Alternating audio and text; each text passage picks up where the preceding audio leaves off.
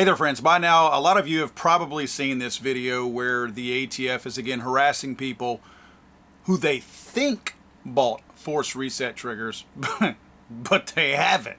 Let me show you the video first, and just real quick I want to say that the video appears to be chopped up by me, but it's not. I think the user included what information he wanted to be available to everybody out there on the internet. And by the way, this video comes from Reno May, and I got that information from Mike over at Mr. Guns and Gear, so please go check their videos out as well on this. They were the first to put this out. Nevertheless, this is the video that they received, and that's why it looks cut up from me.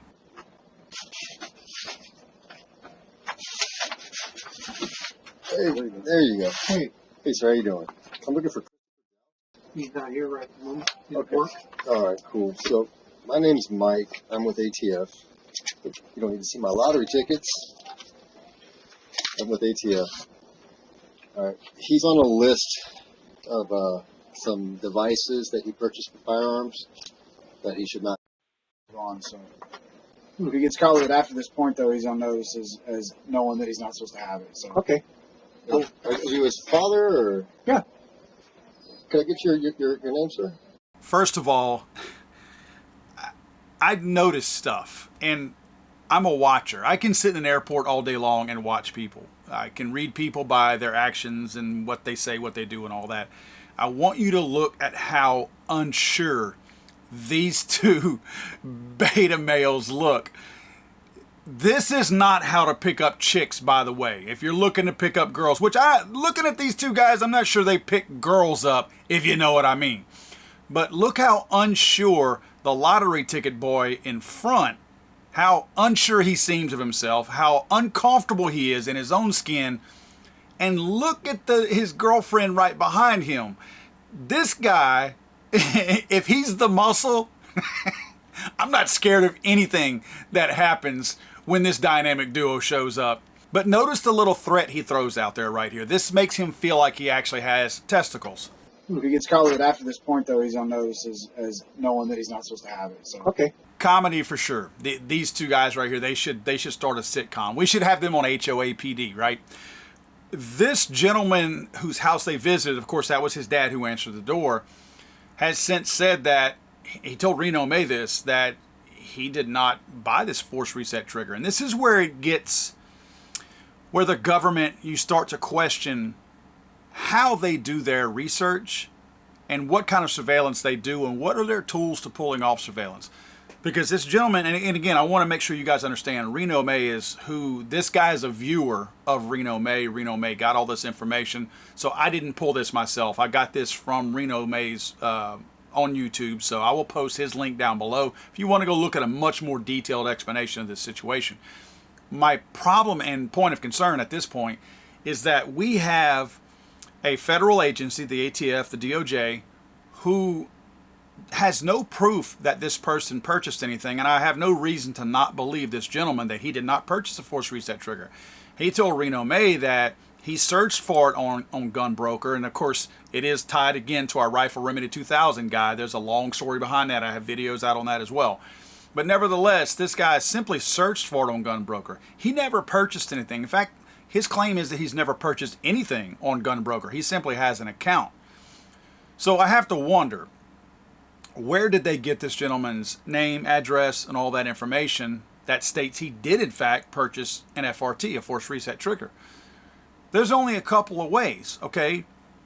It's either that Gunbroker is providing this information through their search queue of some sort. Maybe they keep a history. You know how you often wonder when you search for something and then all of a sudden an ad pops up on Facebook? It could be Google that's doing this. In other words, if he used one of the browsers out there that is tied directly to Google or something like that, it's very possible that that search history is being logged from that IP address, and that somehow or another they are able to search by a search history keyword like force reset trigger or FRT and come up with a list of people. That seems like that would be a little bit labor intensive, because I would imagine even though we know it's the ATF, surely they're smart enough to know that not every single person who would have had some kind of a search on FRTs purchased one. They have to know that. The other way would be that Gunbroker has a similar I guess, cached list of people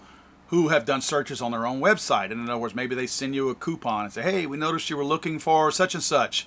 Here's 10% off or something like that. You know, look, that's the nature of the internet now. When you get on the internet, nothing is private anymore. When you do an absolute search on something, you're putting it out to anybody out there, and they're probably selling your information to other people. So there's no question that it's easy for someone to find that. The problem is that the ATF appears to be using these tools to try to track people down. And the ATF somehow or another has a pipeline somehow. They're plugged in somehow to be getting information like this. Because even by this gentleman's own admission, the home that they're at, he says he's never posted anything. And again, this all comes from Reno May.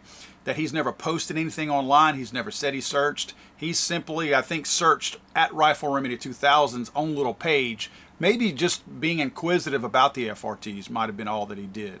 So again, this sounds gun broker related, again, to their own database and how searches are performed on that particular database, but no real information about that. It just brings up a whole lot of question marks and a whole lot of what we come to expect from the ATF, that these people are not doing anything to make the public safer. Harassing a guy who searched for an FRT has made none of us any safer. They always hang on to that, we're making people safer. You notice how safe is the buzzword out there? Safe is that buzzword that everybody is afraid to question. In other words, if somebody says, we're doing this to make you safer, and you question it, they say, well, you don't want us to be safer? So it's like, you can't question the word safer. I want to correct that. You can, but they want you to think that you can't. I want you to know that you can question everything. And when they use the word gun safety and we're making communities safer, my question would be how? Whenever they say that they're taking FRTs off the street, ask them how that makes us safer. Whenever they tell you that it's taking illegal machine guns off the street, you tell them that's not an illegal machine gun. So how is taking a simple trigger off the street making anybody safer? Because let's not forget, this house that they went to, this is a legal, law-abiding gun owner. This guy is not a felon. He is not a criminal. He has done nothing wrong. So how could taking anything from him, even if it was an illegal machine gun, how could that be making anyone safer? Because this guy is not a criminal and not performing crimes with his guns. So he's not making the world any less safe out there. This is without question a bullying technique by the ATF, and I know what you're thinking. Nobody's going to be bullied by these two, but it's not the physical softness of these two worms that is the bullying technique. It's the perceived authority that these people try to assume and show that they are actually in possession of this type of authority. That's the bullying tactic. The bullying tactic is simply, we have the weight of the government. We have the weight of a corrupt DOJ behind us. And make no mistake, guys, I know that people in Congress and at the federal level try to constantly say that they have not weaponized the DOJ and have not weaponized the IRS and have not weaponized the ATF. At the same time, once they get that official statement out of the way, they want you to know that it's weaponized. These two ass clowns right here are very, very much in favor of you thinking that these guys are weaponized, because that gives them more stroke when they go out there and more of an ability to intimidate you. At least they think that.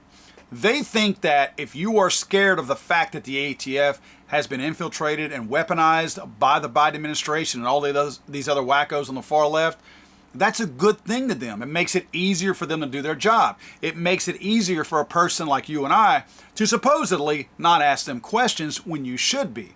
Now, when they come to your door, tell them to hit the road. If they don't have a warrant, bye. And look how unprofessional these guys look. You got a couple of slobs coming to my door to take something from me. How do I know who you are? This guy doesn't even take his ID out of his wallet. He doesn't give the guy a card. Nothing. I'm not letting these two slobs in my house, and I'm certainly not giving anything to these two slobs. These two guys can work for whatever they're trying to take from me. The sad thing is, where does the guy go next that these guys claim has an FRT? Because they've given him paperwork saying, we know you have this, and they've even threatened him saying that now you have to acknowledge that you know you have it, blah, blah, blah, whatever the little princess in the back said.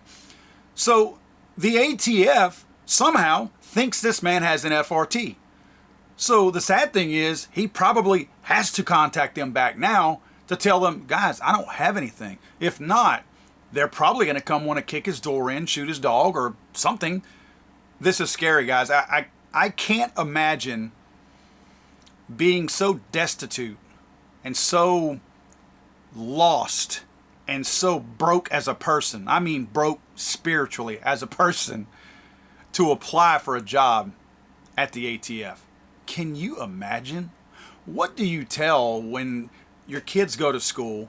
What do you tell the other parents whenever you go to a school function? You know, I go to public events out here where I live. And I meet people and shake my hand, hey, I'm Paul Glasgow, blah, blah, blah, and I tell them what I do.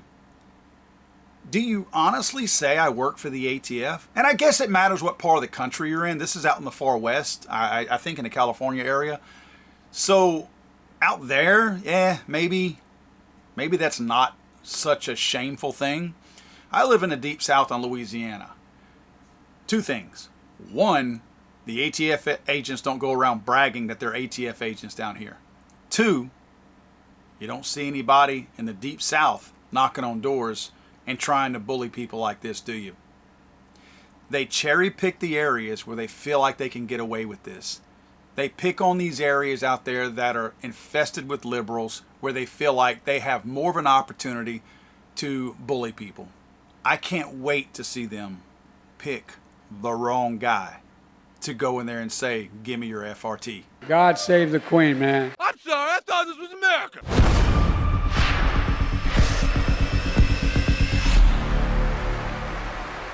He's so horrible.